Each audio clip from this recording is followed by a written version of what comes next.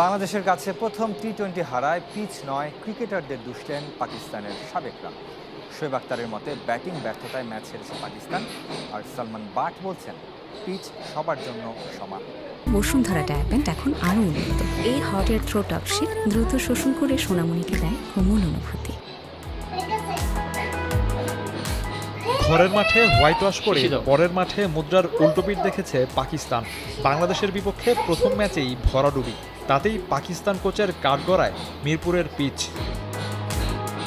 Mic হেসনের মতে home of ক্রিকেটের wicket আন্তর্জাতিক মানের নয়, তবে হেড কোচের অজুহাত মানতে নারাজ পাকিস্তানের সাবেকরা।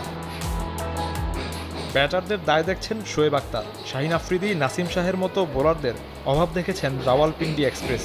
প্রশংসা করেছেন তাসকিন মুস্তাফিজদের। এখানে পিচের দোষ দিয়ে লাভ নেই, আমাদের ফখর জামান ছাড়া কেউই তেমন ভালো ব্যাটিং করেননি।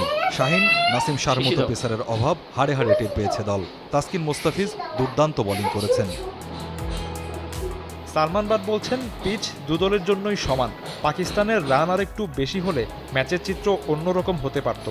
নিজ দেশের ব্যাটারদের কল্পনার জগৎ থেকে বের হওয়ার পরামর্শ সাবেক অধিনায়কের।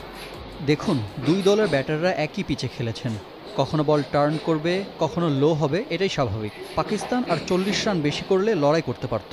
আমাদের ব্যাটারদের ফ্যান্টাসি থেকে বের হওয়া উচিত, তাহলে ধারাবাহিক হতে পারবে। সাবেক ক্রিকেটার বাসিত আলী, কামরান আকমলরাও দলের পারফরম্যান্সের সমালোচনা করেছেন। শফিউদ্দিন শাওন, চ্যানেল 24।